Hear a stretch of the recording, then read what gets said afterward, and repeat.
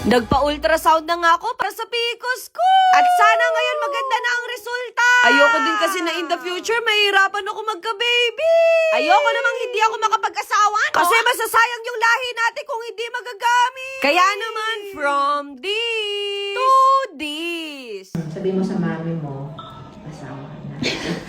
At eto nga yung araw na pinakakinakabahan ako. Sino bang may excite na magpapa-ultrasound, no? Chinek ko nga yung dati kong resulta.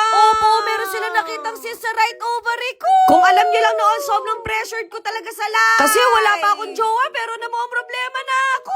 Aalis na sana ako, pero meron akong na-receive na parcel. Alam niyo naman, kapag nakakakita ako, ginaganahan talaga ako. At pagbukas ko nga, mga pabango pala to. Nako, kung matagal niyo na akong kilala, alam niyo mahilig talaga ako sa perfume. Eto kasi yung ginagamit ko kapag hindi ako nakakaligo. Sabi ko naman sa inyo, walang katapusang gastos to, no? Napaka-social kasi may pa Prada, may pa Tiffany. Sa Elucent PH pala ako bumili ng ganito. At nakita ko naman mga originals yung mga binebenta nila. Diba? Damay-damay na to. Nabigla din ako, meron silang mga mini perfume. At talagang kamukha ng mga dati kong pabango.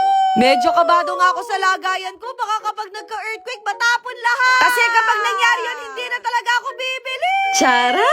Masyado na ako na-excite sa mga pabango ko, kaya aalis na tayo. Nakakahiya naman kay Doc kung malilate tayo doon. Sa totoo lang, noong 2020 pa ako na-diagnose ng PCOS. As in, lagi ako nagbe-breakout, tapos laging delay yung mens ko. Opo, ang bilis kong tumaba noon. At eto nga, nandito na tayo sa hospital. Hindi ko alam kung kinakabahan ba ako sa resulta o yung gagawin nilang procedure. Believe me, hindi talaga siya komportable, tapos masakit din. May nakita nga akong tuli promo, kaya inaya ko si Bunso. Hindi na daw niya kailangan niya. Panglima nga kami sa pila, kaya naghihintay na lang kami dito sa ultrasound. Gusto ko na nga matapos agad para yung kaba ko matanggal na. Pinapasok nga ako ng OB ko dito sa clinic niya. Pinapahiga nga ako ni Doc, kaso sabi ko hindi pa ako ready. Wag daw ako kabahan kasi may kakapain lang daw siya. At bago nga ako tawagan, naisipan ko na mag-wash ng kifi. Nakakahiya naman kung amoy hindi ka nais-nais, no? At eto nga, tinawag na tayo. Grabe, kung alam nila, sobrang bilis ng tibok ng puso ko dyan. Pero mas mabilis pa rin yung tibok ng puso ko kapag nandiyan si Crush. Hoy, puro kakalokohan. Pinahiga na nga ako ni ate dito, parang gusto kong umuro. Sabi ko naman sa sarili ko, kung hindi ko to gagawin, hindi ko malalaman kung ano bang condition ko. Basta kapag tinry nyo to, kailangan relax ka lang talaga.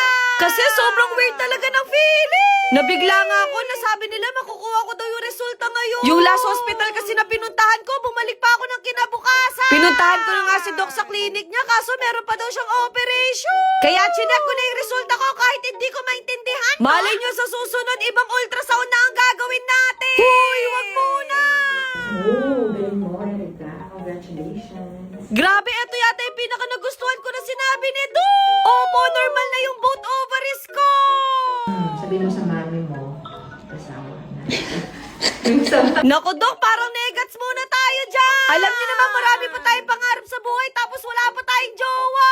Aray ko! Pinacheck ko nga kay Doc kung safe ba tong iniinom ko na gamot para sa PCOS. Sabi niya maganda daw to, lalo na sa mga nakaka-experience ng hormonal imbalance. Siguro ilalagay ko na lang sa comment section. Pinahiga na naman nga ako ni Doc, kaya kinabahan na naman ako.